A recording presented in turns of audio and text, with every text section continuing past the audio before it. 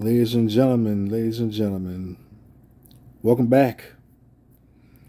I'm y'all host, the Prince of Petty, and this is Black Hypocrisy, brought to you by Risky Behavior, sponsored by Chicken and Waffles.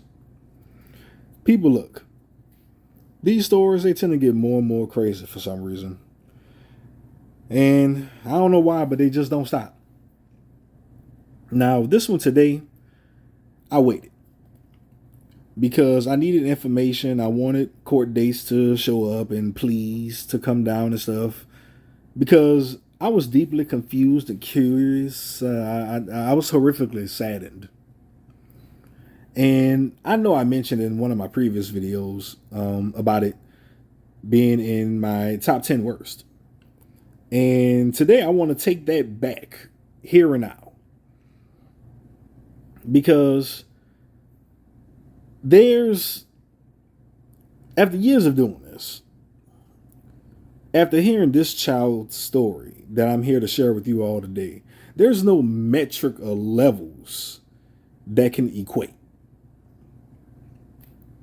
This story, like many, took me for a loop and then some. I couldn't believe it. And quite frankly, I still don't. Some stories whisper before they scream. This one here just screamed flat out.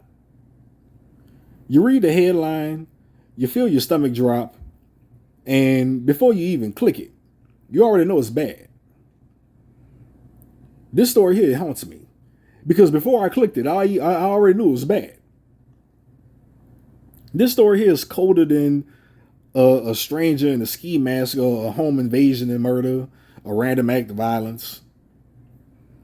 This story is something that lived behind closed doors. It hid in the same place we swear was safe. They say a mother's love is the purest thing on earth. They say a child is safest in their mother's arms. But it seems every now and then a story comes along that just spits on that truth.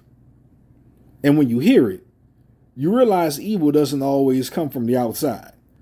Sometimes it's sitting right there in the house with you. Today, we take a trip to Georgia. DeKalb County, I believe.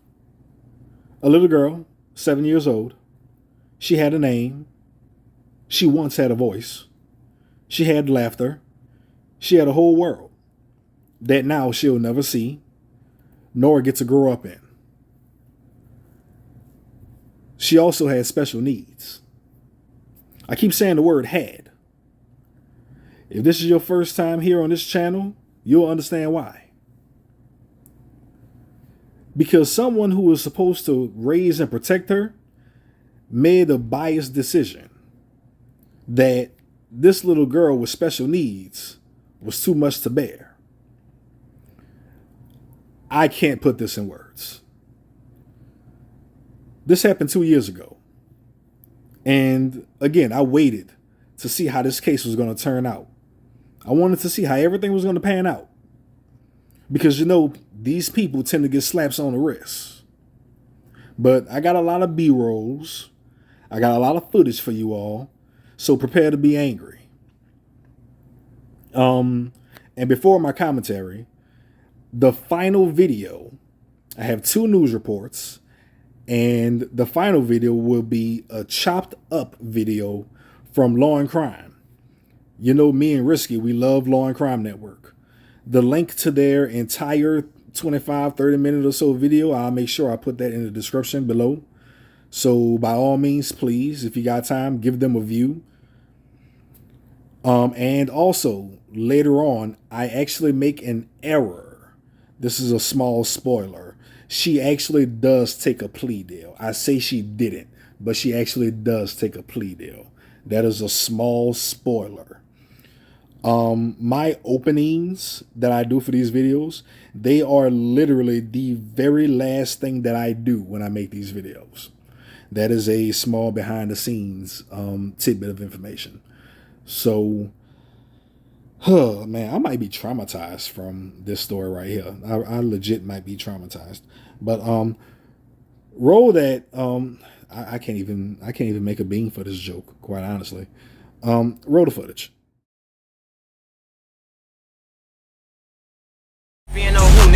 doing what? Better nigga cock get flipped. You wanna hang with us, go smoke you a nigga. Everybody got half an attempt. That nigga telling this bitch he a facing this shit. What the fuck buddy do for the trench? Bitch gon' set up boo.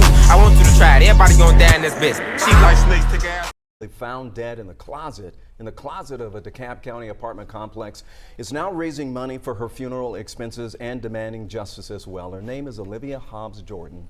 She was just 7 years old. Her mother, Alondra Hobbs, was arrested Friday and is now being charged with murder for her death.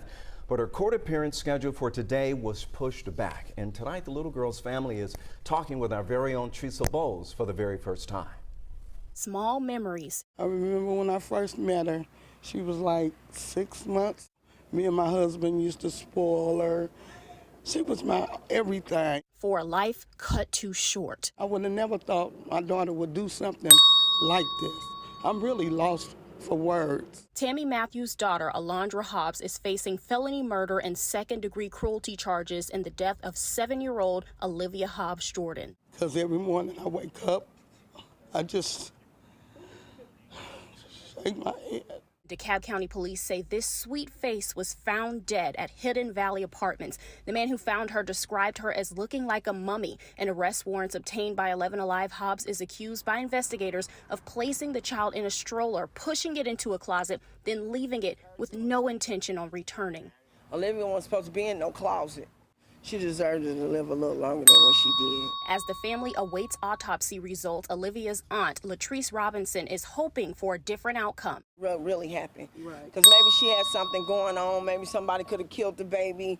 And maybe she ain't had nothing to do with it. She probably was scared to come forward. Olivia is Matthew's oldest granddaughter. It's been a little over a week, and she says she doesn't even know where to start when it comes to funeral expenses. I never even seen a casket that little, you know. Matthew says she hasn't spoken to her daughter and doesn't want to because she could have asked for help. She had no idea what was going on, but now she has to come up with a short-term plan with feelings of disbelief for the long haul. Justice should be served. No one plans for a funeral for a 7-year-old. The family says they need help with Olivia's funeral service. Family set up a GoFundMe. We have a link on 11alive.com. In DeKalb County, Teresa Bowles, 11 Alive News.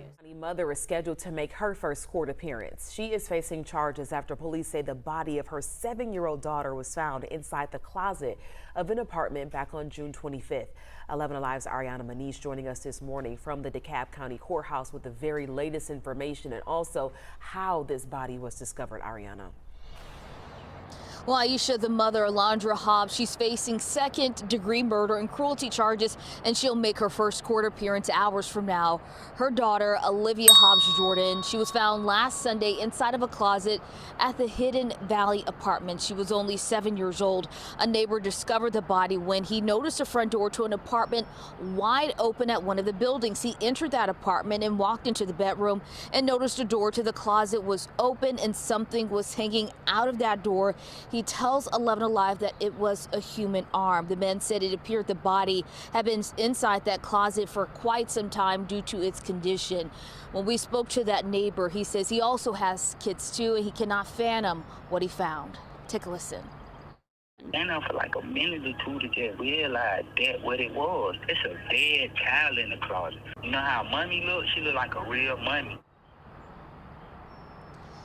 Now a GoFundMe has been set up to help this family with funeral expenses for the 7-year-old. It seems as if this GoFundMe was set up by the child's grandmother, who also asked for prayers as his family deals with what she calls a horrific tragedy. Meanwhile, the mother, Alondra Hobbs, she'll make her first court appearance at 1 p.m. today. It's a dead body of a little girl in building 2815, apartment 27. Can y'all please hurry up? Okay, what's the address there? Apartment 27. Look like she been there for like at least 6-7 months. Where my dog? They can't 911. What is the address of the emergency? Ma'am, I called like 2 hours ago. I discovered a little girl body stuffed in the closet. That had been there, looked like it been there for like 6-7 months. And it still got clothes on. What's the phone number you calling from? I ain't got no number. I'm going to remain anonymous. Yes, I'm going to get some more information from you. Please. Listen, I'm telling you, that should be the most important information, that should get somebody's legs moving, wheels turning. If somebody calling you and saying they have discovered a body, whether it's male or female, in the closet, and I know it's a child. DeKalb County police officers were the first to respond to the Hidden Valley apartment on June 25th, 2023, and right off the bat, there was some confusion. Duty. What's going on? What's up, man? Somebody call y'all, says a dead body. They say it's a dead body in the closet. Y'all been to check? No. One of your coworkers came earlier, said the guy, they didn't believe it. It was a dark-skinned, bald-head guy. He came out here, rode around. He said that the guy been calling, saying there was a body in there. He said, but it sounded like he crazy or something. So he like, I'm gonna play it by ear. He said, I said, okay. He said, don't go in there by yourself. So I waited, and then finally, some residents, I guess they live in the building. I just seemed like I saw him in the window just then. The guy got out the car and said, hey man, you need to go down there, apartment 27, building 2815. I said, what's the problem? He said, there's a little girl in there dead. So we've been trying to contact 911 for 2 days. I said, 2 days? Nah, they lying. I said, so, but they told me not to go in by myself, so. Wanna go check it out? Yeah. 3-1. 3-1.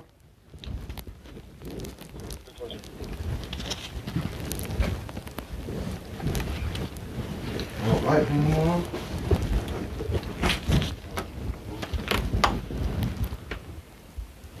To your location be secured. Bruh. What? It is. It is? Yeah. See what? Oh. Oh. 6231. 3-1. What we got? 2815. Apartment 27, 316. Can you up 59?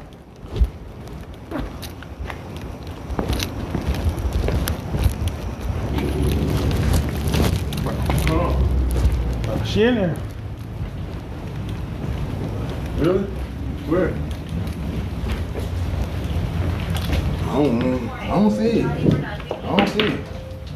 That You was seen in it? that's in that black bag? No, she on top. She just, it's so decayed you can't tell. Oh, that's that. But you can see the hair. That's what it is, y'all. That's what I thought it was, y'all.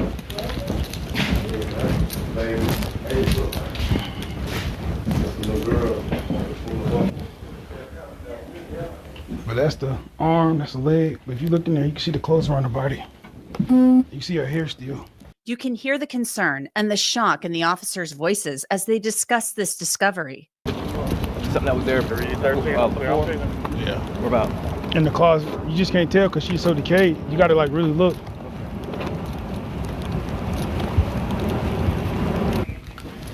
So, arm, leg, you can see the shirt on her, and then the head of hair.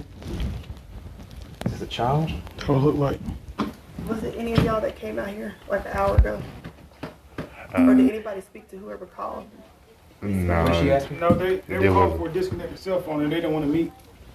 I know we got called out here an hour ago for the same thing, but okay. And there's nobody's probably left hand. That's like her knee. I don't think that's a foot. It look like it's kind of like this.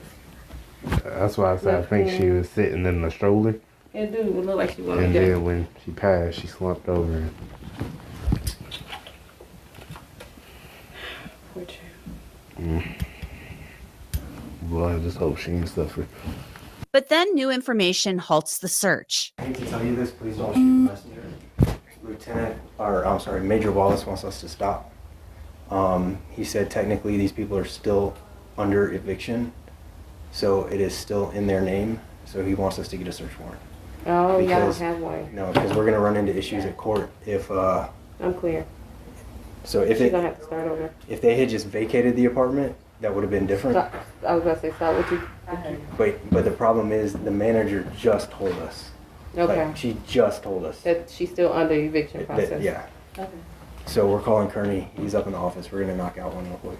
Okay. I'm sorry. Please don't be mad. 4 days after the body was discovered on June 29th, Alondra Hobbs was arrested at a motel. She was taken into custody and then waived her Miranda rights, agreeing to speak with the detectives. I have one more question. Please be truthful. All right. When we went to the scene, there was towels blocking the door. You know what I'm talking about? I know I shut the door, but as far as towels, I never did put anything in front of the door because I know I didn't want her to get air, but I never did place anything like towels or anything. You want her to get air? What does that mean? Because the room door was shut, right? No, when we got there. Someone might have opened it before we got there. You said somebody had to open it? So how did you leave? Is this because when I left out the door, I left her in her stroller with the food or whatever. I shut the door, not the closet door, the room door. The bedroom door? Yes. And I took off. I locked the door and I took off. But as far as where's that key at now? Do you still have that key? No, I don't. I don't have that key at all. That's why I haven't went back there. Did you catch that? Hobbs mentioned that she simply didn't return to the apartment because she didn't have a key. It's clear that she has no remorse. Investigators push further and they realize this isn't exactly Mother of the Year material. Like I said, my brother... When you left your daughter, was there anybody else with you besides you? My kid, but the dude that took me to my brother's house. But like I said, my brother stole my key. He know where I stay at, so I don't know. When you left, the dude that took you to the brother's house, he was there when you left your daughter? He didn't know nothing about it. I didn't tell him. He came in the apartment? Okay, so he came and got you. He called you and said, I'm here, and he honked the horn? Yes, he called me and said he was outside. Does he know anything about Olivia? Any guys that I dealt with, I never let my child around besides. So, what was his name? You might have told her, but Did I pick you up? I met him off a tag. The excuses just keep getting better. Alondra was leaving her poor baby alone that day so she could go on a date with a man whose name she doesn't even remember from a dating app called Tag. Investigators ask more questions to pinpoint a timeline on when this happened. I say the beginning. Okay, so the beginning of February. Okay. But them towels, no. Them towels, what y'all talking about, what y'all telling me, no. But I did close the door. I wouldn't put no towels because I knew I had the thermostat running. So I knew she needed some air. I wouldn't put no towels to circulate anything. At? 65. 65, is that what you guys normally have in the house? Well, I do, because I deal with hot flashes. I have fibroids, hernia, and stuff like that. How many bags did you take with you when you left? For you and Hope? I didn't take anything because I didn't plan on spending the night, so everything I had to start off first, so I had to buy things. Did you come back after you left that time? I didn't. Okay, so when you left Olivia, you weren't planning on coming back at all? No, because I didn't have no way. Like, I tried to communicate, hey, but I didn't find nobody. Alondra spends the rest of the interrogation shifting blame to her boyfriend. I hate it, and I'm here to tell y'all the truth, but I hate this happening, but Cameron messed me up so bad.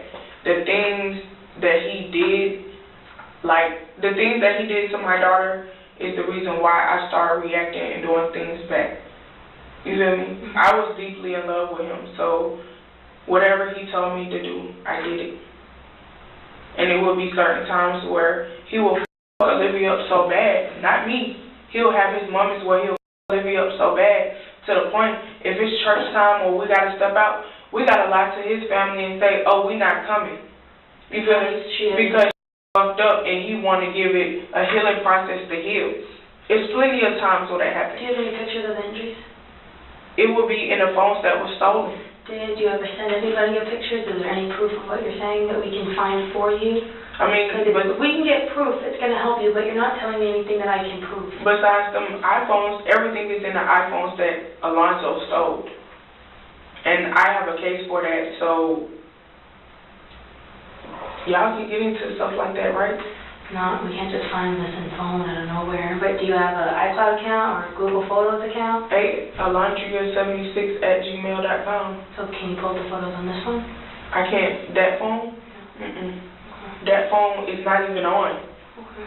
So in order to be on, like to work it, Wi-Fi, you can't do anything.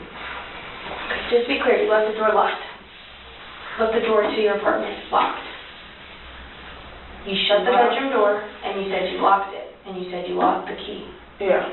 Well, my brother stole my key, my ID, my food stamp card, my debit card, both of my iPhones. What about the sliding door? Was that locked? The sliding door always stay locked. Okay. Yeah. The sliding door always stay locked. Cameron, who was dating Alondra for some time, was ruled out as a suspect. Although he helped raise Alivia, he was not her biological father. Cameron's mother, however, provided useful information to investigators that prosecutors then mentioned to the judge at sentencing. Cameron's mother, Jernigan Hobbs, was also interviewed by police, and she stated that she kept in touch with Alondra even after her son left. She stated she was very clear that Alondra would beat the kids and that they were injured and dirty all the time. She stated that she would take them to her house to feed and bathe them. However, she said the last time that she saw Alivia alive was October 15th of 2022, so approximately 4 months prior to being abandoned by her mother. She advised our office that Alivia and Cameron would strap Alivia in her stroller when they wanted to control her or when she was acting up. She also indicated that Alivia was not able to get herself out of the stroller. Your Honor, Alivia, she suffered from cerebral palsy all of her life. Court documents also revealed that the defendant did not once seek out treatment for Olivia's cerebral palsy her entire life. The prosecutor gives the judge more reasons why she isn't actually remorseful. She admitted that she knew it was wrong and said that she was overwhelmed and just couldn't do it anymore. She stated that she left Alivia with a bottle of water and a sandwich-sized Ziploc bag that was filled with chips and cookies, and that's all she left her with. When asked if she wanted Alivia to have a funeral, her response to law enforcement was that she did not want one because no one had ever really helped her with Alivia.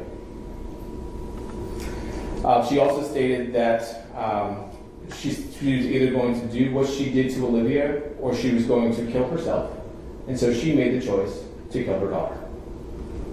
Her demeanor during the interview, she frequently cried, she redirected questions, and she blamed Cameron quite a bit.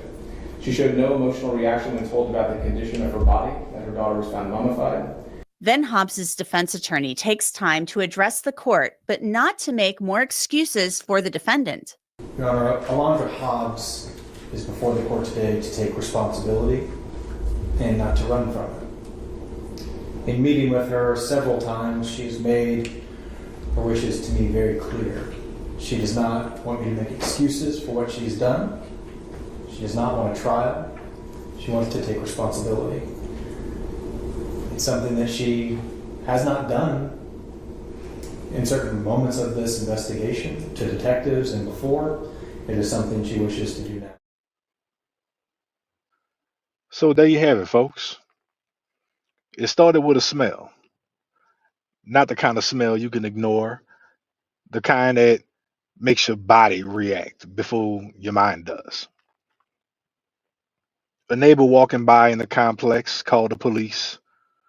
Another person in the apartment, he also called, wanting to be anonymous.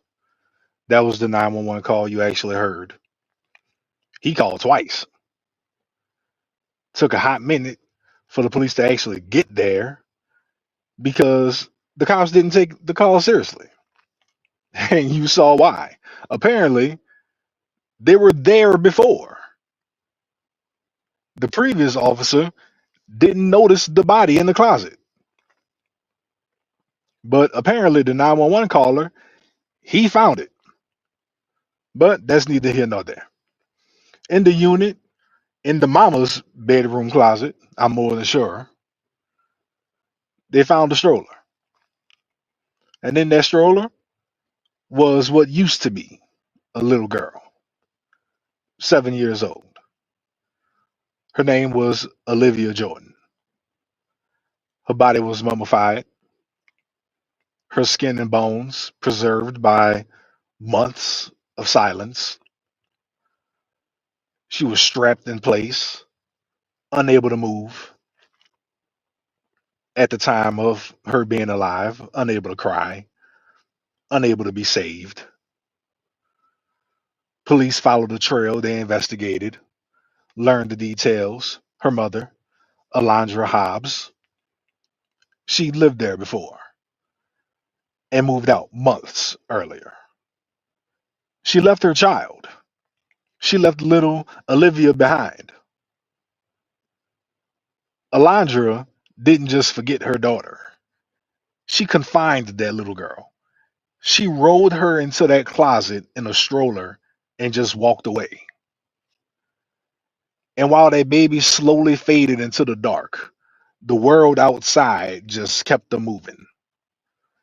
Neighbors cooked dinner, kids played outside, families may have had a barbecue or two.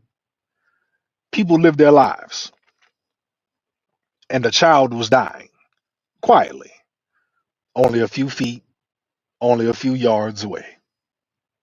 Let that sink in. When the officers opened that closet door, the air told the story before the words ever did. The smell of death, the stench of neglect, the proof of abandonment, and the realization that this wasn't an accident. It was a choice. This wasn't quick. This wasn't even merciful. It was slow, deliberate, and just flat out cruel. And by the time police found Olivia, her mother was already long gone, living her best life, almost as if the life she'd taken didn't even matter. When police finally tracked her down, Alondra Hobbs didn't even run. She didn't even fight to get tased. She sat down and she talked.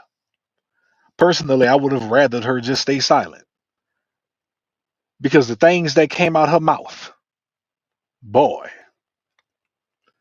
She admitted she left Olivia alive, confined in a closet, strapped to that stroller. And then she just walked out the apartment. She said she left her with a bottle of water, a sandwich bag of chips, and a Ziploc bag of cookies. That's what she called taking care of her child. She told investigators her life had become too much, that she was, quote unquote, overwhelmed,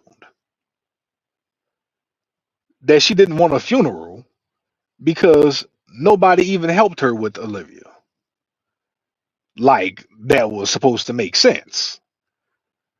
Like that was somehow justify what she did. Let's be clear. Olivia was autistic. She had cerebral palsy. She suffered from seizures. She couldn't even unbuckle herself from that stroller. So she sat there in the dark, waiting for a mother who was never coming back. And while that child was dying, Alondra went on a date. Not with a boyfriend, not even with somebody she knew, but with a stranger she met on Tagged. She didn't even remember the man's name when the cops was talking to her. Granted, this was 4 months later. She didn't even remember where they went. Hell, she didn't remember too much at all. So let's just sit with that for a second. She remembered to grab her keys, her phone, her purse. She remembered her makeup, but not her special needs daughter. She left her baby to die and went out looking for attention. The police was able to arrest her 4 days after they found that baby. Then she tried to blame the boyfriend during the interrogation. My thing is, what boyfriend? You were just out with a stranger. That's wild. You didn't forget your plans. You forgot your child. And I can't even say forget because remember, she said she was overwhelmed. Baby, that was on purpose. And when she stood before the judge, she told the courtroom she didn't want excuses. But yet her whole life had been filled with long excuses. Her entire life was just one massive excuse. She said she was either going to do what she did to Olivia or kill herself. Thus, she chose to do that to her child. I wish it was the latter, and Olivia would still be here. Understand something, that's not depression. Bro, that's a special level of evil wearing the mask of exhaustion. During the sentencing, we got to hear what life was like in that apartment. And one would think the picture would come off like a story of a struggling mom. Nope, that would be too easy. That story came off like a psychopath in plain sight. The mother of the man Alondra used to date gave information to the courts. She said Alondra would bring the kids, plural, because apparently Alondra had more than just Olivia. She said Alondra would bring the kids over to her house, filthy, bruised, and hungry. They weren't clean, they weren't cared for, they were just surviving, which is typical for most black kids. We mainly just survived our childhood. She said she used to bathe them, feed them, and love them because it was clear they wasn't getting that at their damn house. She told the court that Alondra would beat the kids and that little Olivia always had marks on her. That's not surprising. She said that she was often strapped to her stroller, not for safety, but for control, because Alondra didn't want to deal with her, didn't want to raise her, didn't even want to look at her. Think about that. A 7-year-old born into a body already fighting cerebral palsy, autism, and seizures. A body that wasn't up to par like, the average child. And then having to fight her own mother on top of that. And then when Elijah was asked if she ever tried to get help, therapy, treatment, resources, she admitted she never sought it. She refused to even try. See, this woman wanted control, not care. And every time that little girl acted out, Elijah's answer was to strap her tighter, to confine her longer, and to isolate her that much more.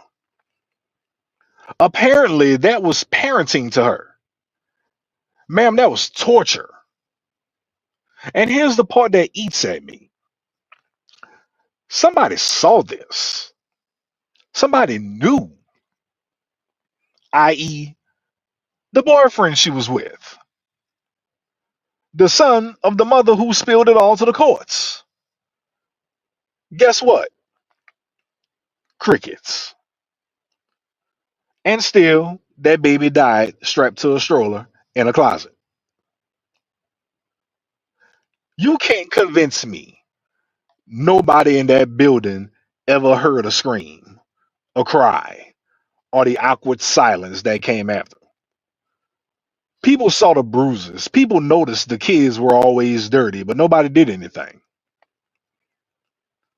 Olivia didn't just die because her mother failed her. She died because everybody did. That's crazy. So on April 23rd, 2025, Elijah stood before the judge, Judge Letitia Jackson, and the broad whispers guilty. She pleaded guilty. She didn't get a plea deal. She didn't get a bargain, just a confession. A confession that a confession that came far, far, far too late. And the judge accepted it. and she threw down a sentence life without the possibility of parole. I see that as an epic win, an epic W for a system that normally fails in every way possible. Personally, I was expecting a sentence of probably 5 years, but she got life without parole. Thank God. I think this was personally a slam dunk death penalty sentence. This could have easily been a death penalty case, but to each his own. Going off my courtroom notes, the district attorney, Sherry Boston, she looked at the judge and, quote, Alivia Jordan did not deserve the slow, painful, and lonely death she suffered at the hands of her mother, end quote. I'm pretty sure that was pretty much what the room was thinking. When she said that, you can feel the temperature drop in that courtroom because slow, painful, and lonely are the three words that just hovers over this entire case. See, they talk about mental health, they talk about parenting programs, they talk about find help ga.org and other resources, but it's hard to hear that when you're staring at a woman who left her disabled daughter in a closet with a bottle of water, a bag of chips, and a Ziploc bag of cookies. Going on, looking at these notes here, the prosecutors laid out the timeline one last time. Edward Chase, Jasmine Reese, walking the court through every choice she made, every chance she had to do the right thing, every moment her dumb ass ignored. So when the sentence was read, I was surprised. There was no outburst, nobody clapped, nobody cheered. And I'll tell you why. Because justice doesn't feel like victory when a 7-year-old had to die for it. Outside the courthouse, I can imagine people talking about closure. But there's no closure for a death like this. There's just paperwork, headlines, and a little girl who will never grow up. And then lo and behold, guess what? Go on, guess. People forget. You see, I've told a lot of these stories, and every time I ask myself the same exact question: where are the fathers? Every single one of these kids that dies, it's always the same line: the mother. No dad in sight, no visits, no check ins, no voice fighting for their child. And the ones that do pop up to be interviewed or show up to court proceedings, they're few and far between. You can't tell me every father didn't care. It's statistically impossible. You can't convince me that all these men just vanished at the exact same moment their child needs them the most. It's statistically impossible. You can't tell me all these women screwed a ghost. It's statistically impossible. Now watch. Somebody gonna come up in here and say, "Oh, fathers kill their kids too." This ain't the show for them yet. Let's stay on topic. Some of these men wanted to see their baby. Some of these men were pushed away, and by the time they found out, it was already too late. But but but see, that's the part nobody wants to talk about. How these kids, for all intents and purposes, died twice. Once at the hands of the people who were supposed to love them, and again at the hands of the world that shrugs it off because it doesn't fit a narrative. Olivia died alone, strapped to a stroller for months. 4 months. She wasn't just killed, she was forgotten. She screamed until her voice ran out, and nobody heard her. Nobody. Her mother said she was too stressed, but somehow had the strength to go on a date.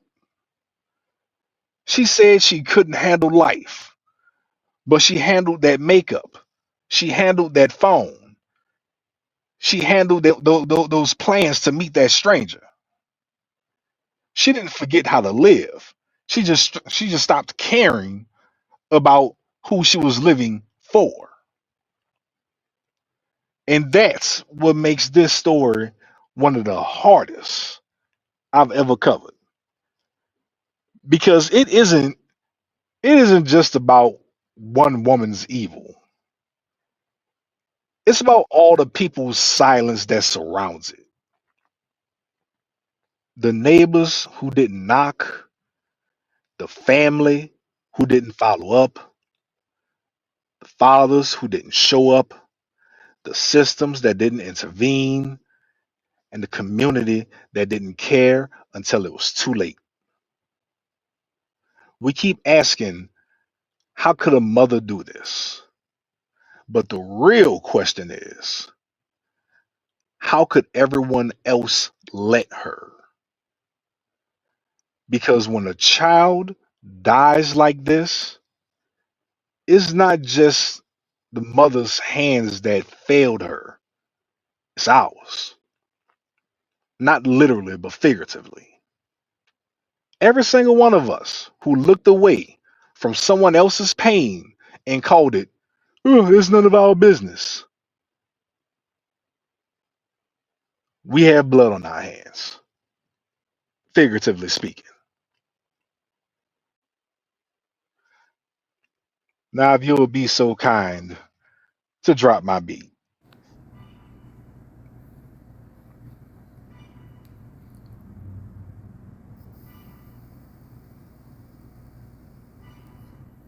Ladies and gentlemen, my body, my emotions, my brain didn't even know how to react to this.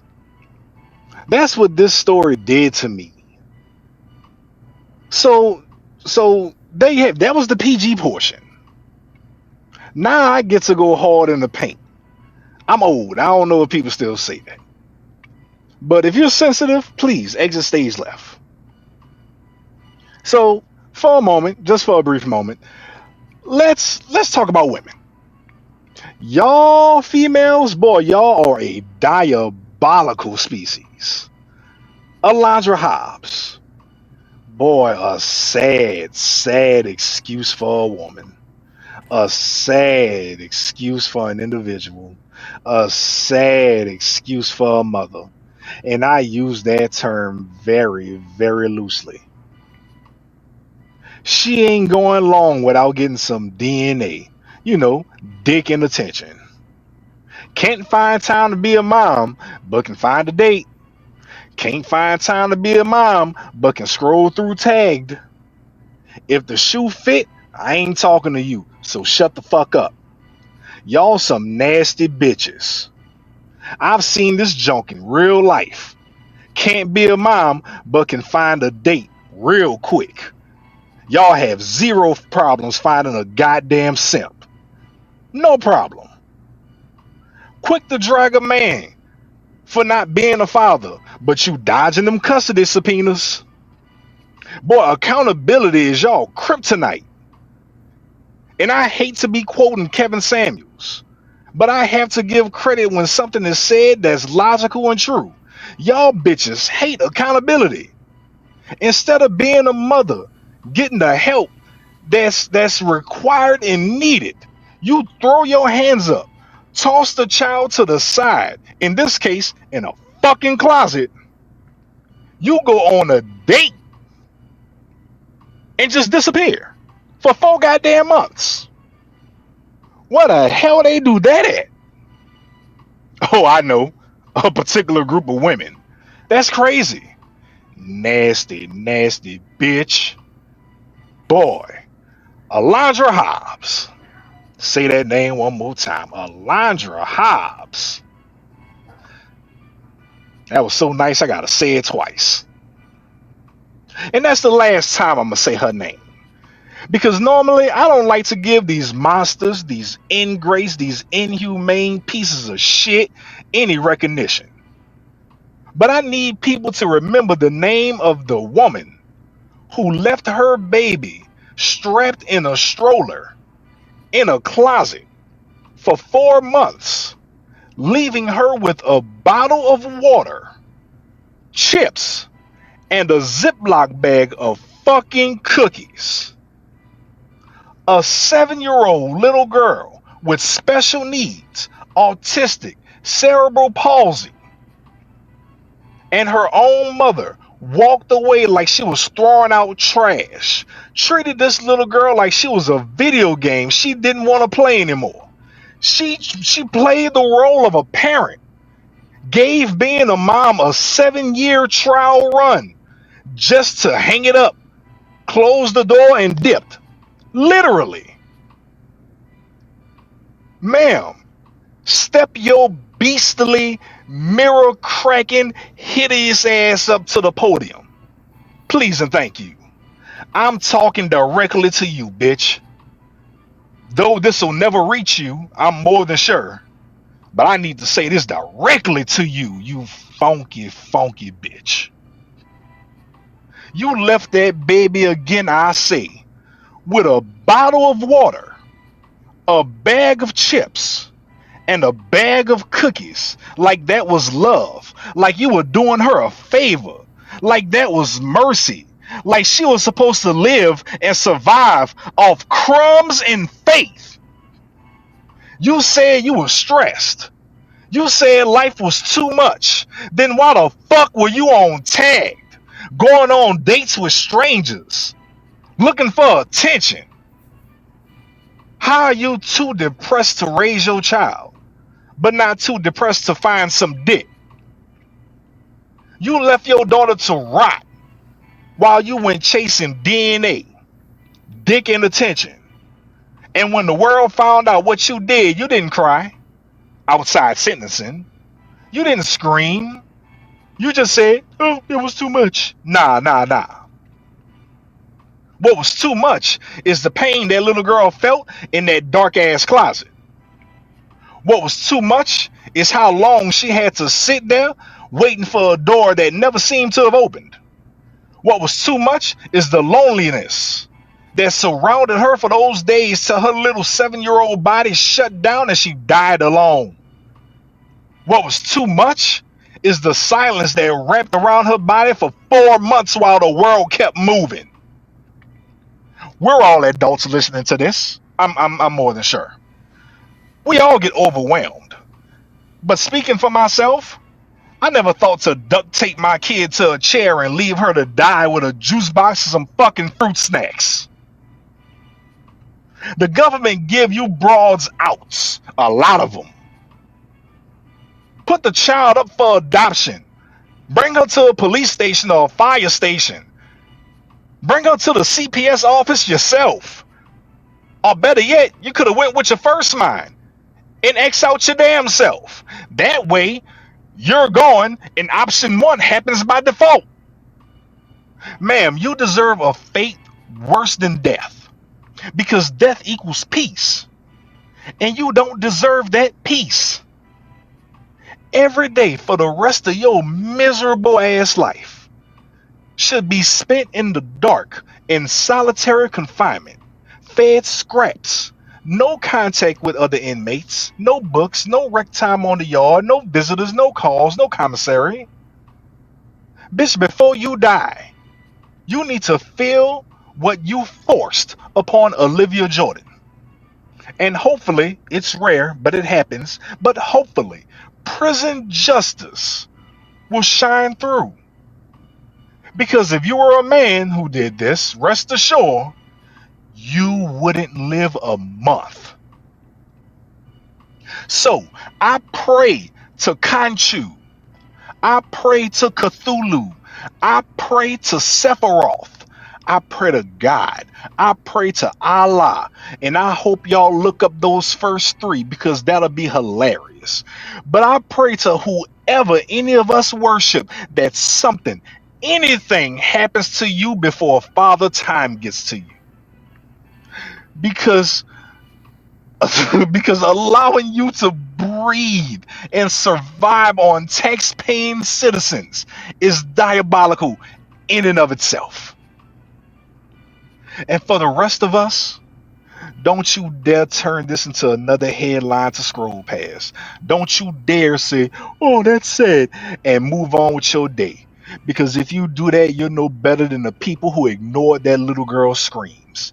Because I'm more than positive somebody lived next door. I'm more than positive somebody lived upstairs, and I know for a fact somebody lived downstairs. I mean, if she lived on the second floor.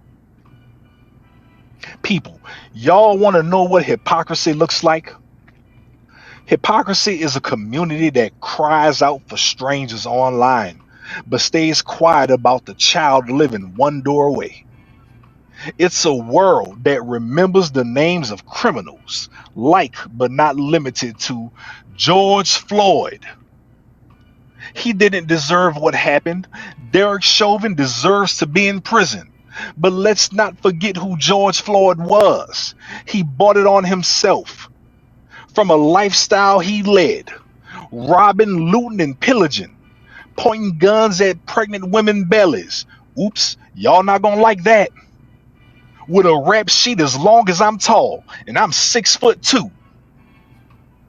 He gets statues and shit. He gets murals and shit. But what about that black baby in the womb he was about to shoot?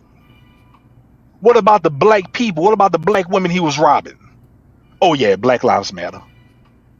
Rodney Hinton, son out here riding around out with YNs in a stolen car, allegedly, gets stopped and runs away.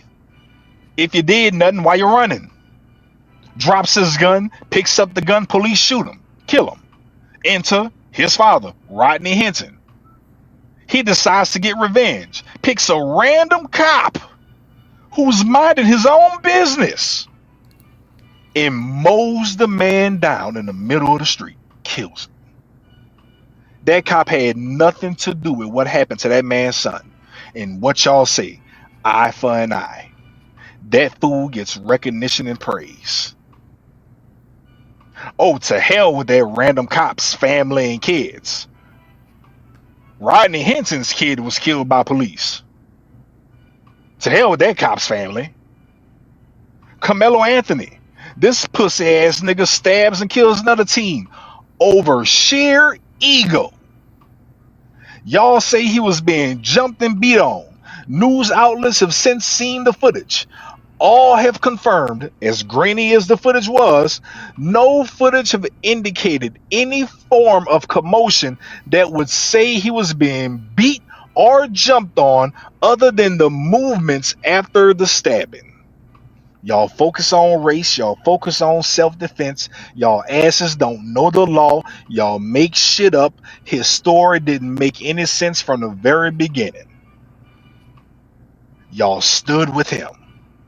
Even with him having this racist ass, this race baiting con artist, I don't even remember this baby woman beating idiot's name. But y'all stood behind him. And I got other people, I got other rappers I can name, but if I do, I'm pretty sure I'll probably be assassinated. But the point I'm making is y'all have always stood with stupidity. That's what hypocrisy looks like. Remembering these people, speaking up for people like that, but forgetting the names of the innocent. Think about that. Remembering these children don't come with a paycheck. Remembering these children don't come with media outcry. These children don't get remembered because a cop didn't kill them. That's the hypocrisy. A little girl died alone in a damn closet, and nobody came to the rescue. Let it sink in. No father, no aunt, no uncle, no cousin, no grandma, no grandpa, no neighbor, right next door, apartments, paper thin walls. No one came. And remember, Olivia had cerebral palsy and suffered from seizures. Think about that. That little girl probably didn't even die from thirst. She probably didn't even die from hunger.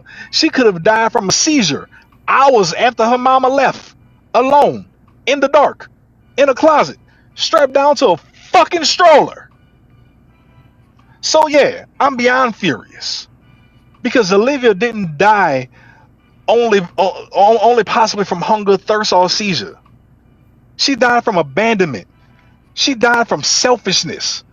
She died from a generation that's too busy making excuses to make a fucking difference. Do y'all people understand we're missing out on practical people in our nation? Lawyers, doctors, teachers, truckers, dare I say a possible future president. These are the possibilities of so many of these children that are being killed. And I don't mean by the hood. I don't mean by gun violence. I mean by these stories I'm telling y'all, by these fucking parents. We're missing out on people who can possibly change our country. But we'll never know. Say her name, Alivia Jordan. Don't let her be another story you forget. And if you have kids, hug them tighter. Go hug your niece, your nephew. Go hug your little cousins. Look them in the eye and tell them you love them, that you're here. One call, one text away. Because if this world keeps raising the monsters and ignoring victims, we're going to keep seeing more Olivias. And quite frankly, I'm tired of saying their names after it's too late. But I know I'll be here next time saying yet another name anyway. And I'm going to end it with this, and I'm going to let y'all go. Let me be honest with y'all. Those who know me outside YouTube. This story right here of Alivia Jordan, this one here is going to sit with me for a while. I'm not desensitized. This is the story that I can come here and honestly say has finally broke the Prince of Petty. 5 years of me talking about children. Back during COVID, I started a podcast on Spotify, getting approved on Apple and iHeartRadio, so on and so forth. I disappeared. I came to YouTube, picked up where I left off. I've talked about a lot of deceased people and deceased children. Even way back before even having my own platform and podcast, I used to follow Tommy Sotomayor. I still follow Tommy Sotomayor. I remember when DJ Just J and the AFC podcast, I remember when he first started doing his thing, talking about deceased children and child abuse. So long before I started my thing, I watched other people. I've for the most part, I've seen it all. But this one right here did it. I've talked about kids being abandoned, but usually they're with siblings. So not necessarily alone. Abandoned, absolutely. Alone, no. Abandoned, absolutely. Debilitating disease, no. This child here was left alone in the way she was, trapped the way she was to die the way she did. And that bitch still gets to breathe air every day while getting 3 questionable meals and a cot to sleep. Imagine your sister or brother leaving your bedridden mom in the house because they said they couldn't do it. She dies. Say they left her with some snacks. Would you not want to kill him or her? Your sister or brother for doing something remotely close to that. Then find out later that in the midst of them leaving your bedridden mom to die with some snacks, they went on a date the same day. If this story doesn't piss y'all off, I don't know. Maybe you're just as evil and cold as that bitch is. Go hug and love on y'all kids. Go hug and love on y'all nieces, nephews, and cousins, please. Cause after this story, bro, I gotta go sit outside. I gotta go get some air. I gotta go do something after this. I don't even know if I'm gonna be back next week. Next week I might stream some body cam footage or something. I might do a body cam video or something. Cause next week it might not be kids. This is the video that did it. I don't know. I might go buy some crack or something. I don't know. I might go scroll through some cooking videos and watch a nigga cook a tiger shark or some shit. I don't know. But this video right here is the one that did it to the Prince of Petty. Bro, I love y'all. Take care. I'm out.